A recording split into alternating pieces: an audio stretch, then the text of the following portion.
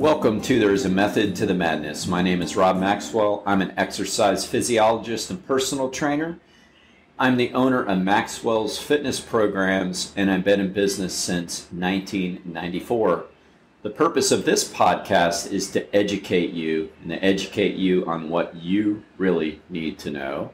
What's real, what's not real, hence the name, There's a Method to the Madness. All right? Now, I want to thank our first sponsors, Jonathan and Lynn Gilden of the Gilden Group at Realty Pros. Let me tell you, if you need a real estate agent, they are top notch.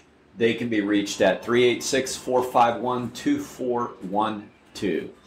All right, so I went a little faster in all the introductions today because we're going to do something just a little bit different this week. We're going to do 10-minute podcast every day of the week, and I opened up people to answer. Let me say that again. I opened this up to questions from people that they wanted to know. So I'm going to field a question every day. And the first one comes from Mr. Harpreet Patter in California and Port Orange. And he may not know or like that I'm identifying who people are, so maybe I shouldn't do that because now you're not going to ask me questions, especially the one that I got about constipation earlier from somebody else. All right, hopefully you laughed a little bit. The constipation question did not come from Harpreet, but what he did ask is coffee good for you?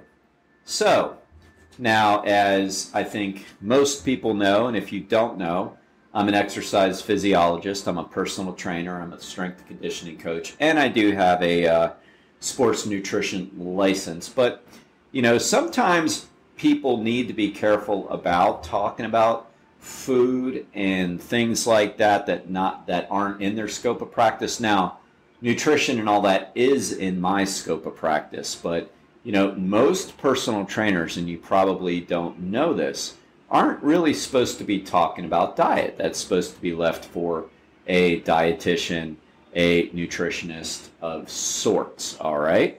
So I just want to put that out there as sort of a, for your information, because I see it all the time where there's these people online or at gyms. I'll overhear people and they're giving nutrition advice and they're a certified personal trainer. And sure, they can give out general knowledge like in calories and things, but they're absolutely not supposed to be writing you diets, all right? Now, whenever I answer questions, I give the art and the science, but the science has to come first. And the science is, what does research state?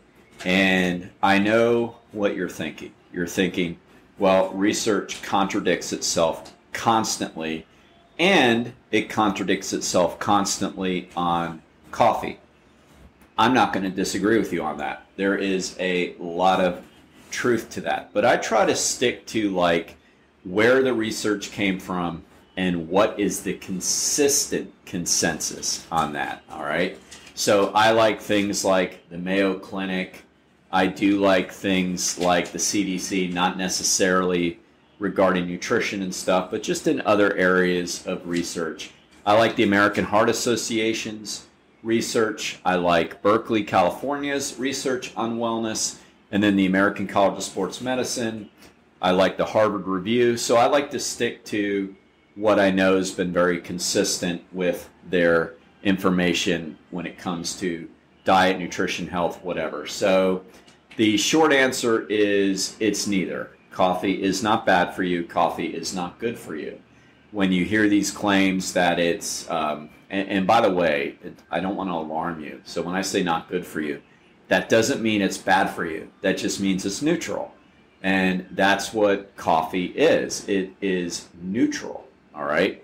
So when you hear these claims that it's good for you, that it increases fat burn, it does all these types of things, I don't know. I've seen all kinds of crazy claims out there. I mean, that's just not true. Does it increase heart rate? Of course, it's got caffeine in it, and so does speed, right? But does that mean speed's good for you? No. And sometimes it is good to have your heart rate increased a little bit for exercise and all that. So that's okay. But the short answer to Harpreet's question is it's neither. It's simply neutral, which, in my opinion, is good news. Now, there isn't really any research that states it's bad for you. Now, it can be contraindicated for certain populations of people. Now, contraindicated doesn't mean bad for you. It means it could make things more worse than better for certain conditions. So if you're battling hypertension, there's no doubt that caffeine of any sorts is going to raise your blood pressure. It raises your heart rate, thus raises your blood pressure. So if you're battling hypertension, then you want to stay away from coffee. If you have some kidney abnormalities going on and you need to be very careful about dehydration, you need to also shy away from caffeine and coffee with caffeine, and I'll get into decaf in a second, because that can make you a little bit more dehydrated. So if you're told by your physician that you need to watch how much coffee you drink for those reasons, all right, so if you're clinically hypertensive, you probably should find better ways to wake yourself up in the morning. Maybe a really cold shower, maybe a great dose of exercise, maybe throwing water on your face, whatever. But if you're not hypertensive, I wouldn't worry about coffee. Now, I drink a lot of coffee. Now, a lot of people have sleep issues. Doesn't mean you need to be clinically diagnosed with anything like insomnia. So keep in mind, hypertension is clinically diagnosed. If your blood pressure is over 140 and or 90 diastolic, that is considered hypertensive. So that's clinically diagnosed. A lot of sleep issues don't get diagnosed because, well, one, a lot of people don't go to doctors, and two, like, it's very vague when somebody says they're not sleeping very well. So if that's you, whoever this is, and I know Harpreet, then yeah, you probably want to shy away from coffee. There is a half-life of coffee of between 6 and 8 hours, which means that even though you haven't had a cup of coffee since maybe lunchtime, well, it's still in your system 6 to 8 hours later. That's called a half-life. So if you're trying to go to bed at, say, 9 o'clock and you've had coffee at 2, you're probably not going to sleep very well because you've been caffeine-free only for an hour at that point. So we do have to consider that. Does it make it bad for you? No, it just means you've got to use a little bit of common sense and understand that it is going to stay in your system and it is going to keep you up. So now I get to doses, how much. Again, the research really doesn't state that there's a certain amount that's bad for you. And as I already said, it's not good for you. So really the art and science comes in. I just gave you the science. Science says it's not bad for you unless you're hypertensive. It's not bad for you unless you have nighttime sleep issues. It's not bad for you unless you have some kidney dysfunction and other dehydration issues. It's not good for you unless you're, say, an athlete that needs an upper before an event. Then sure, that's good for you, but that doesn't mean it's good for your health. That just means it's good for your performance. So it's neutral. So that's what the science says.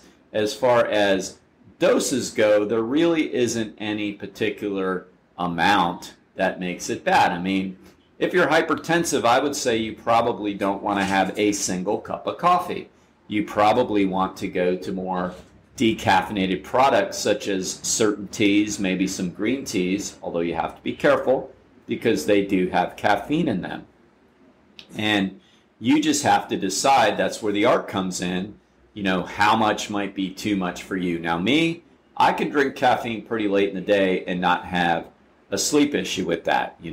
I wake up for other reasons, but that has nothing to do with caffeine. It has to do with having to urinate frequently at night. But that's a whole nother topic for a whole nother day. Now, what about decaffeinated coffee? I mean, there's nothing bad or good about it, but the art, and that's just me, art is largely opinion and experience.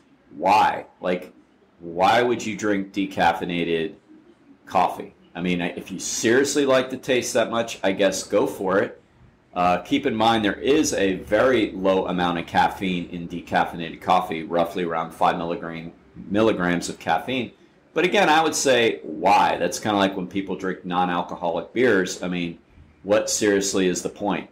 I mean, decaffeinating, I mean, do you really love the taste of coffee that much? I don't know. I mean, I just like the effect I get from it. It is a drug. I don't know why. So if that's you out there and you want decaffeinated coffee, sure, go for it. It's nothing good or bad about it. I guess I would just question why. All right, speaking of why don't you go to Overhead Door Company and get the best garage door and the best customer service on this planet?